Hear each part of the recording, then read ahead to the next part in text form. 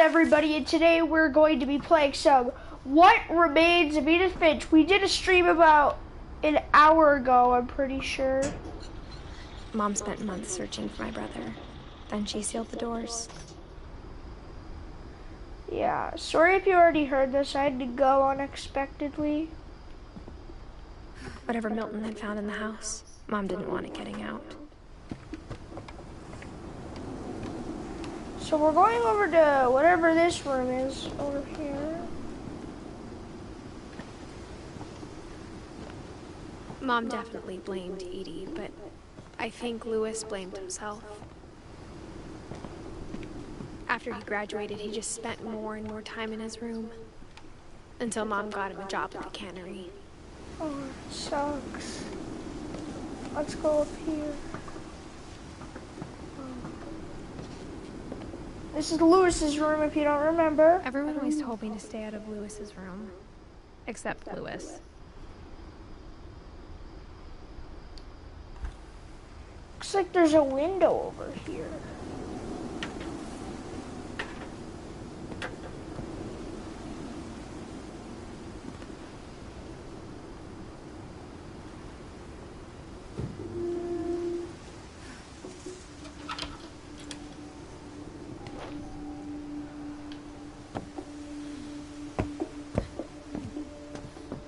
Lewis's room smelled very, very familiar. That part of him lived on.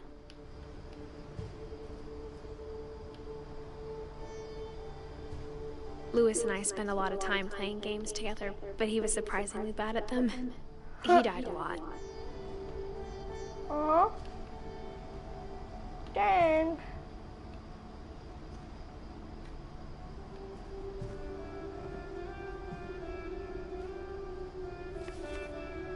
What's this?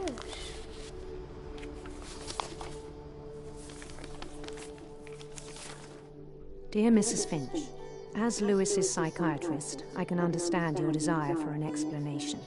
As I see it, the trouble began in January, shortly after we convinced your son to seek treatment for substance abuse. Newly sober, I believe Lewis first noticed the monotony of his daily life.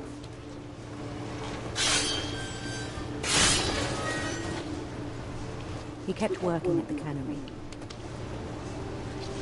but he withdrew part of himself. In our sessions, I saw the same behavior. His mind began to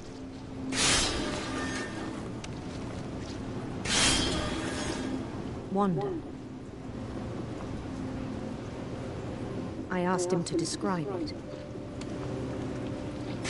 He said he started small, imagining a labyrinth. He'd feel his way about. Then something moved. Bats. And toads.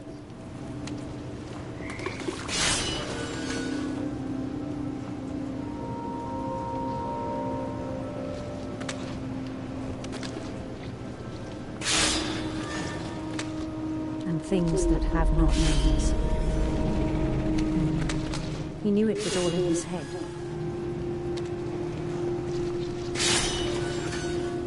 But he took it very seriously. I had hoped he'd find himself.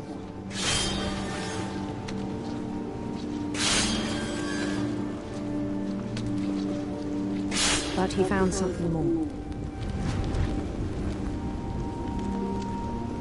I worried about him then. Daydreaming at the cannery. I spoke with his boss.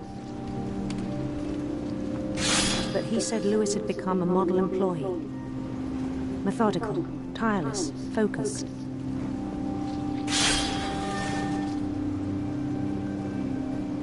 Like a whole new Lewis.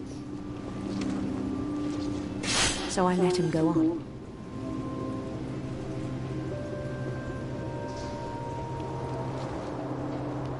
I even encouraged him.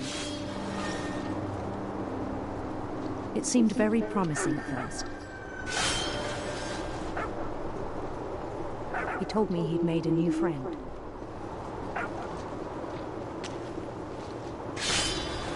on the edge of a city he named Lewis-topia. He built the city up slowly, brick by brick. Then he made musicians.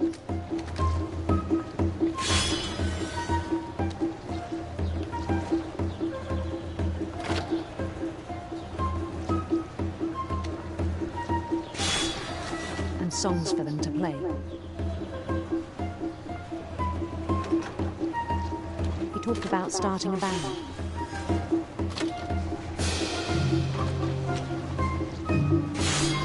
And he was always humming something. Every day his imagination grew stronger.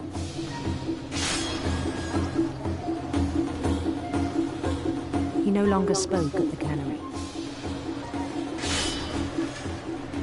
But his chopping was as reliable as ever. Then one day it struck him that all the cheering crowds, even the stones under his feet, were all in his imagination, so he could do whatever he wished.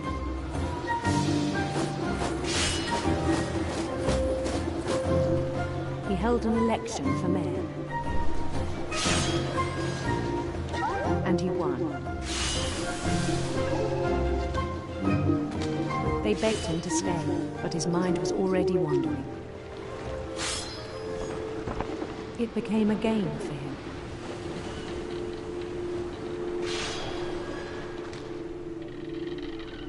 He'd conquer a city, then immediately push on.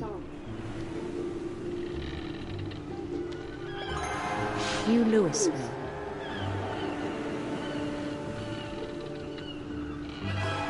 St. Louis. He started drifting away from our reality.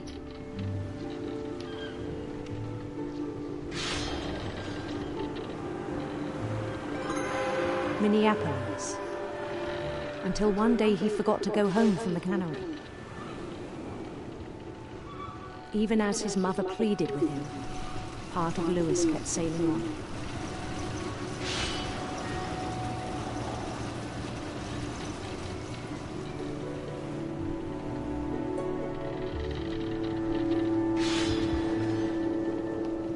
In Louisburg, he heard rumors of a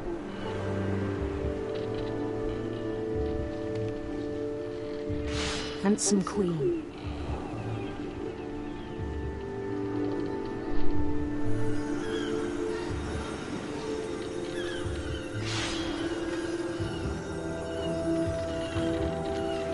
The queen was on her own quest for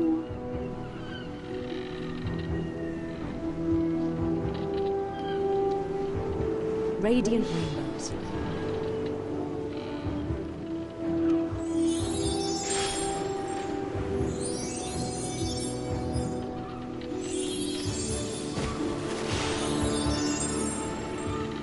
He followed the sound of her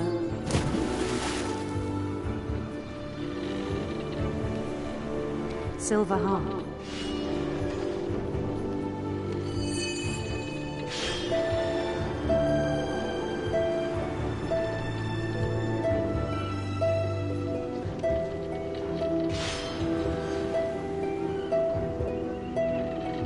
His chase led him to a golden palace east of the sun and west of the moon. Even then, his logic remained sound. He knew the world was all in his imagination.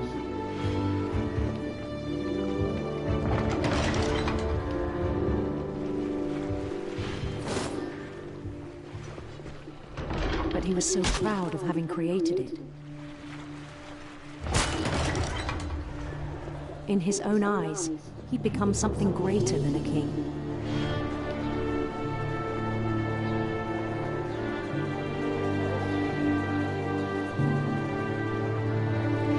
For someone who'd never known success in the real world, I think it was overwhelming.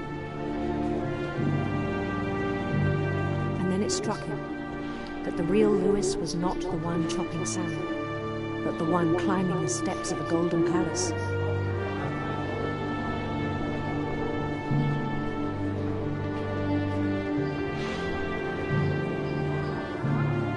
imagination is as real as my body, he told me. It was hard to argue with him.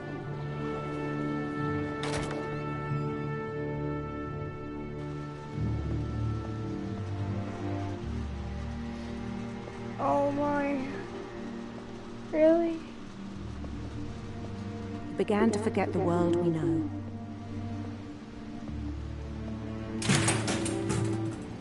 Wait, what?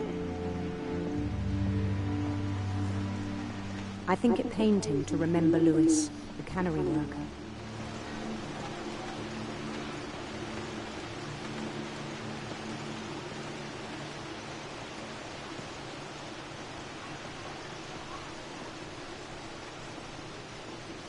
He began to despise the man with a royal contempt.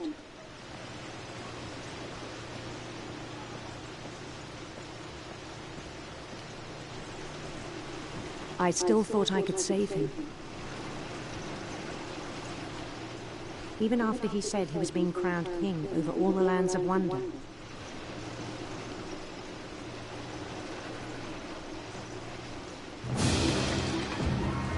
The palace would be packed with his companions.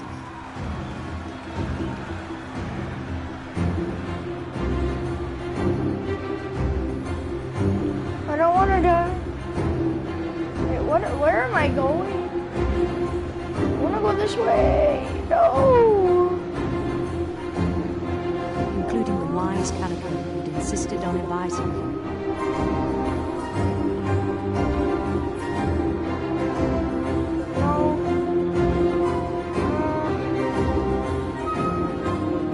Yeah, what the heck is that?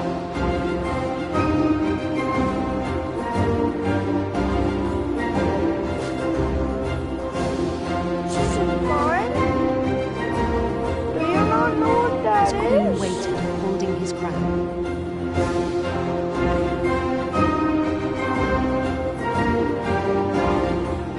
There was only one thing left to do.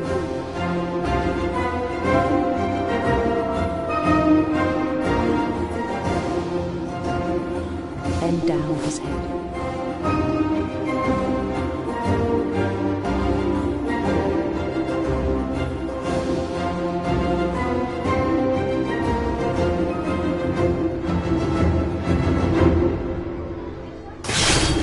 And the rest I think you know.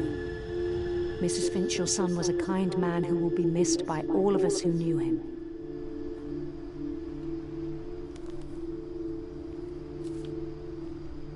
Oh.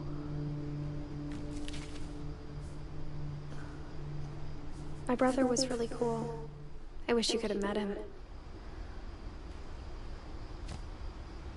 Darn it.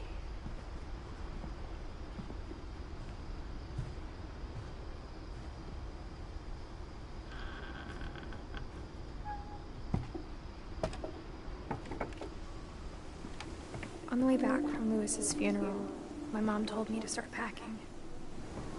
She waited until the day before we left to tell Edie. I'm not sure if she wanted to make it easier or harder.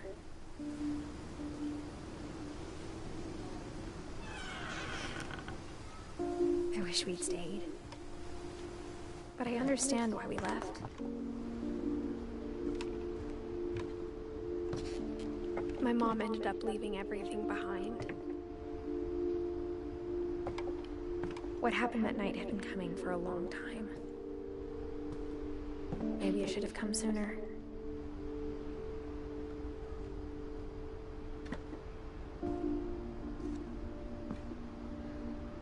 But it had to end one way or another. All that's left now is to tell you about that last night.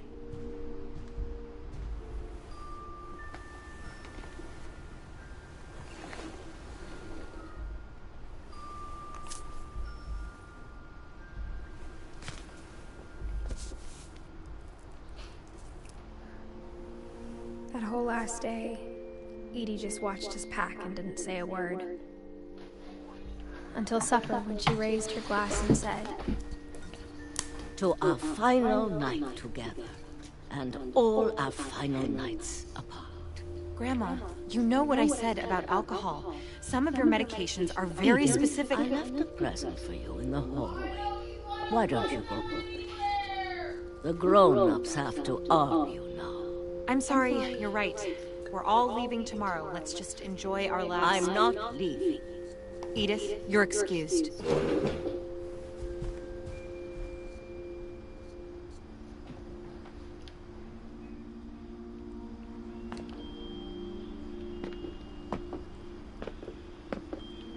The power had been shut off that morning, but Edie always had plenty of candles.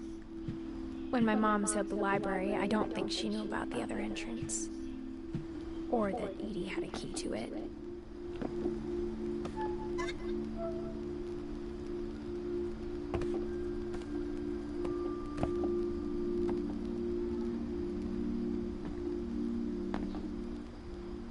The thing you're afraid of isn't going to end when you leave the house. Edith has a right to know these stories. My children are dead because of your story! I think it's best if Edith and I leave tonight. We'll have the nursing home send a van for you in the morning. Okay?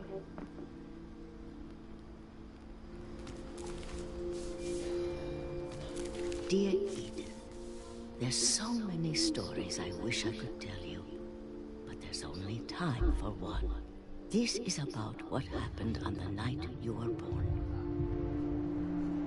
That night, the tide went way, way out. It was the first and last time I ever saw the old house aground. There'd been an earthquake out in the middle of the ocean. They called it the lowest tide in 1,000 years. God, it smelled awful.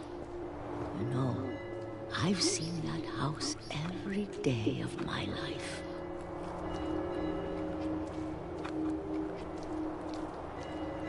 But I never thought I'd go back to it. When the fog rolled in, I lost my way.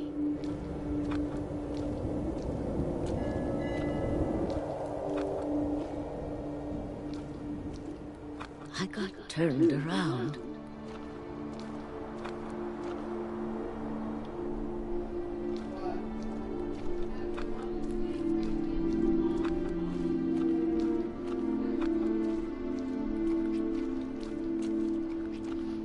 For a while, I wandered.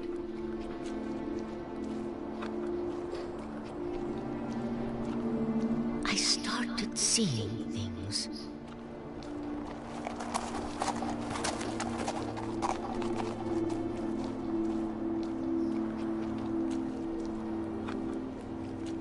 Things I'd forgotten had ever existed.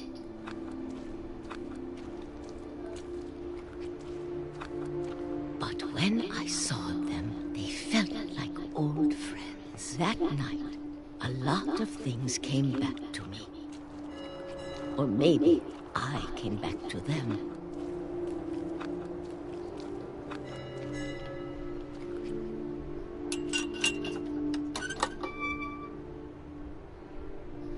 Things I can't explain, but that I need you to try and... Edith, what are you doing in here? It's mine! Edith! Mom, you're gonna rip it! Let go! I kicked and screamed, but Mom dragged me to the car. I never saw Great Grandma Edie again. The next morning, the van came to pick her up, but she was already gone.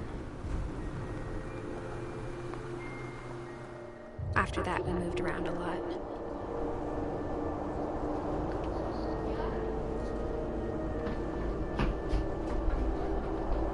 We both tried to make the best of it.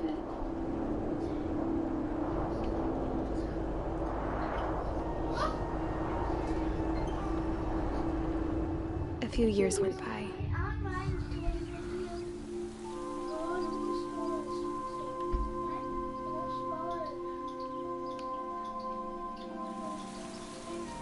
My mom didn't like to talk about it.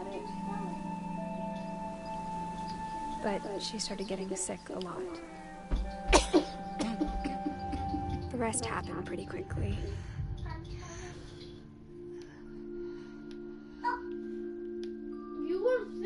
She got better for a while, and then she didn't.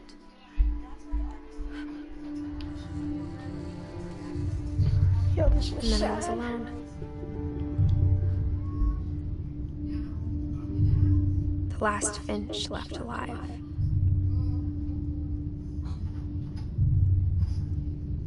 Until I found out about you.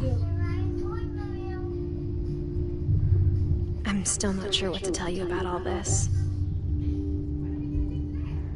If we lived forever, maybe we'd have time to understand things. But as it is, I think the best we can do is try to open our eyes. And appreciate how strange and brief all of this is. This journal was supposed to be for you. But now I hope you'll never see it.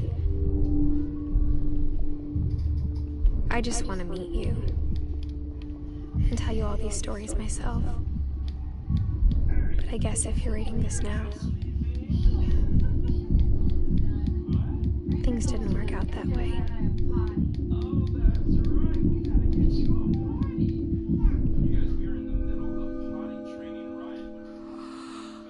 This is where your story begins. I'm sorry I won't be there to see it. It's a lot to ask, but I don't want you to be sad that I'm gone.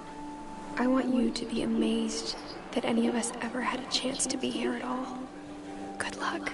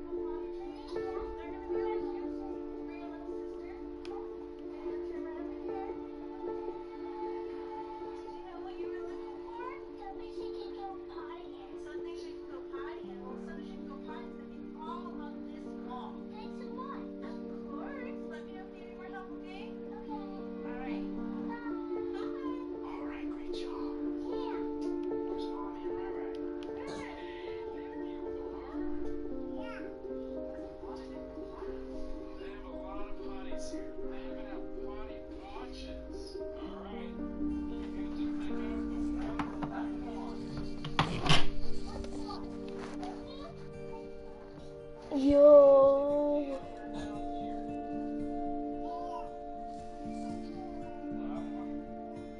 Yo.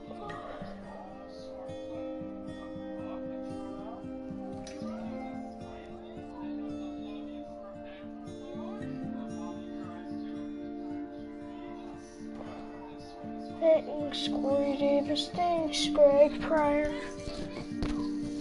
Kristen Pinksteel.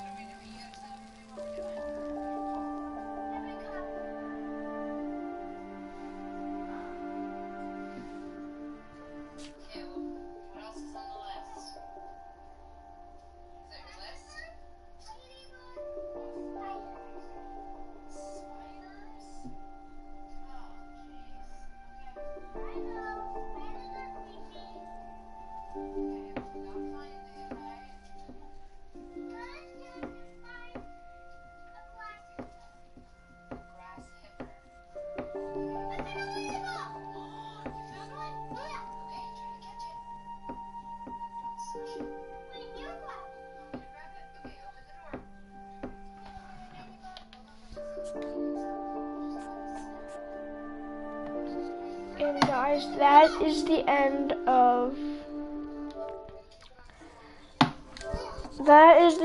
of Find Edith Finch. Hope you like and subscribe, and bye.